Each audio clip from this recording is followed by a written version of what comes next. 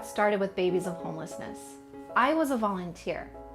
I've had the privilege of meeting families over the years. These are families that are working, but their incomes are far below what it takes to pay for housing. Parents that are proactive, they're actively seeking permanent housing, but they're placed on wait lists anywhere from 3 to 5 years long. Now, to make matters worse, families are telling us that they're struggling to provide the basics for their children. Things that so many parents take for granted. Diapers, pull-ups, wipes, and formula. Families are in survival mode. To make matters worse, 2 of the largest federal agencies that provide support for low-income and homeless families, do not provide any type of support to purchase diapers. Diapers, can you imagine? This is a product so fundamental in a child's health, a thing that a child should not go without. We are able to identify the need that the community is expressing and get the items to them within hours if necessary. There's no judgment, there's no protocol, there's no red tape, no waiting list. We just want to serve the families that need it the most. You know, during my time these past years, I've come to find that the face of homelessness for families is very different than what you see in the media. These are families that are working. They're oftentimes on a single or dual income. Take, for example, that mother. You know, she's just fled a domestic violence situation. She's leaving the comfort of her house to live in a car with her child. Or finally, that family of 5. They're having to separate just to spend a night's stay at a shelter. So we're finding that the system is actively working against families that are trying to do good and trying to move forward. That was a passionate area for me personally, just because as a child who experienced homelessness growing up, I had a very firsthand experience seeing a single parent struggle, not because of drugs, not because of mentally ill, just financially could not get on your feet. And I know what that struggle looks like, and I know it oftentimes is coupled with a lot of other circumstances that are beyond their control. Seattle is home to the world's wealthiest, yet ranks the 3rd largest homeless population in the United States, just right behind New York and Los Angeles. Families with children experiencing homelessness are among the fastest growing population. Many parents are simply living one paycheck away from being homeless. Babies of Homelessness answers a hotline that partners with first responders and other agencies to help families in need. We have a very simple process where we have a 24-hour hotline. Volunteers answer the call and do an intake process with the family.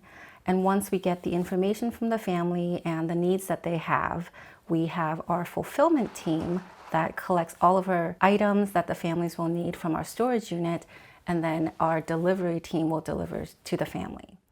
Basic needs is not only a scarcity issue, it's a logistic issue. Families experiencing homelessness often don't have transportation, the capital, or frankly the time to go to the few diaper banks in our area. That's where we come in. Our ability to meet families where they're at and deliver to them within 48 hours is what makes us one of a kind. If a mama needs a clean diaper, we'll get it to her, no questions asked.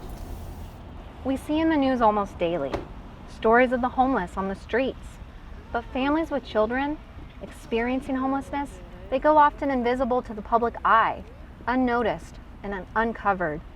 Soaring rents and a lack of affordable housing are major contributing factors to homelessness. But it is this sharp change to an already precarious situation. Take, for example, a loss of a job, a conflict with a family member, medical illness, that can really lead to this situation. From the beginning of 2016, Babies of Homelessness has been able to attract the attention of over 50 volunteers who are currently staying with us and lending support in volunteer hours.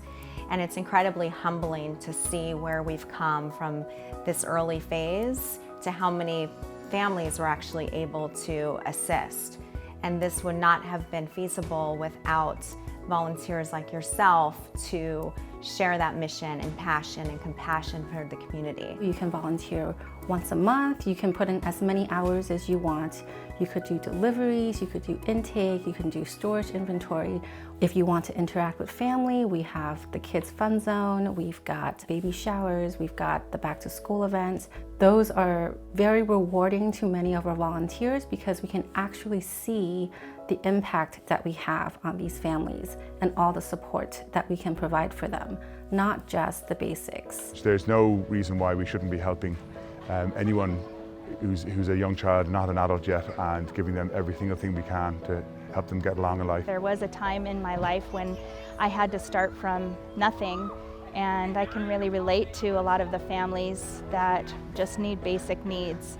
And the reason I love being a part of Babies of Homelessness is because I'm a mom myself, and I can't imagine having to worry about my child's next meal, if I could change their diaper, if I have enough formula for them.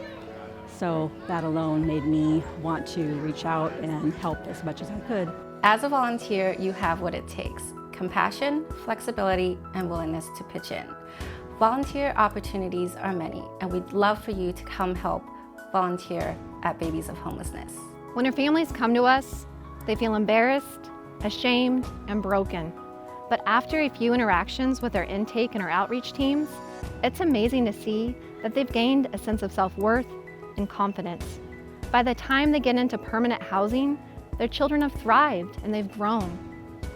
Even though we focus on something as simple as basic needs, in many ways, we are creating a new beginning for our families.